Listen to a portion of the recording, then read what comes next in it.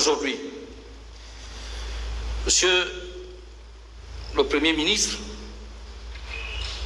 le dernier point sur lequel je veux intervenir est la route. Je pense que l'importance de la route ne se discute pas. J'étais à Makokou il y a 10 jours, pour des raisons familiales. À Tsenkele, vous ne pouvez pas passer. Dès qu'il pleut, la circulation s'arrête. Mais au Gabon, il pleut 9 mois sur 12. Donc pendant 9 mois, la ville de Makokou est coupée du reste du pays. Et d'ailleurs, qu'a fait cette ville pour mériter une telle mise à l'écart? Pourquoi Makokou est la seule capitale provinciale du Gabon qui n'est pas reliée au reste du pays par une voie bitumée? Monsieur le Premier ministre, en 1984, parce que dans une vie antérieure, j'étais médecin, j'ai été affecté au centre médico-social de Makokou.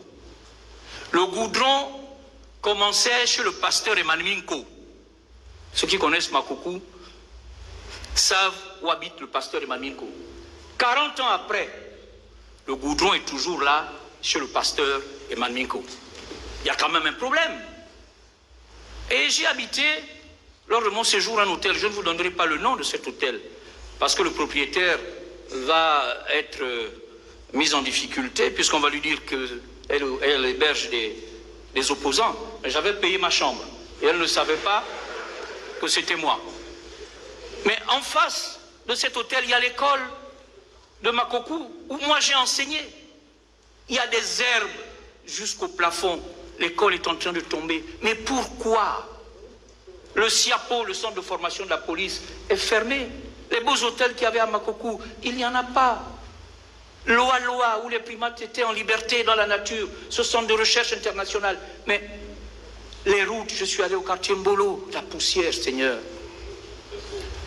Mais c'est pas possible. Qu'a fait le Boué-Vindo pour mériter ça? Et je ne parle pas de la route de Mekambo, celle de Boué.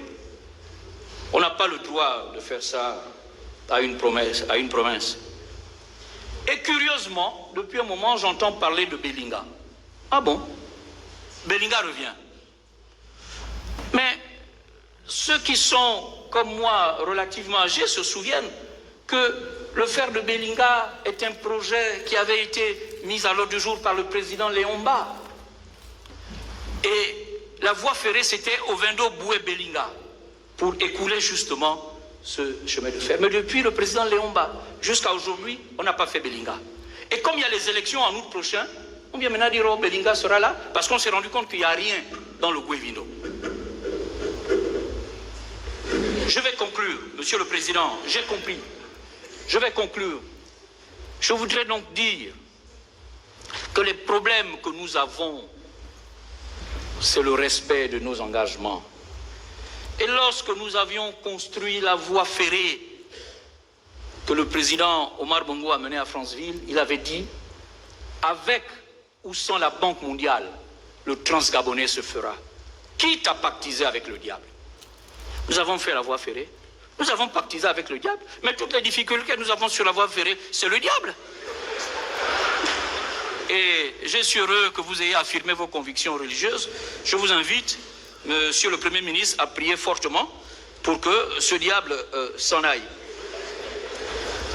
Pour conclure, je vous dirai, Monsieur le Premier ministre, que vous avez parlé de sport. L'exercice de la politique n'est pas une course de vitesse où c'est le plus rapide qui gagne, ou ni même une course de fond où c'est le plus résistant qui gagne, mais une course de relais.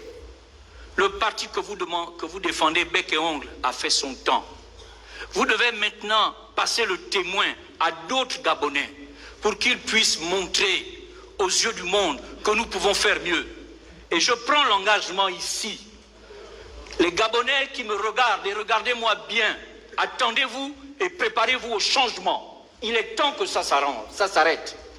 Et le Premier ministre qui était inquiet, parce qu'il ne sait pas s'il fera tout d'ici août, ne vous inquiétez pas, Monsieur le Premier ministre. D'autres personnes viendront continuer le travail.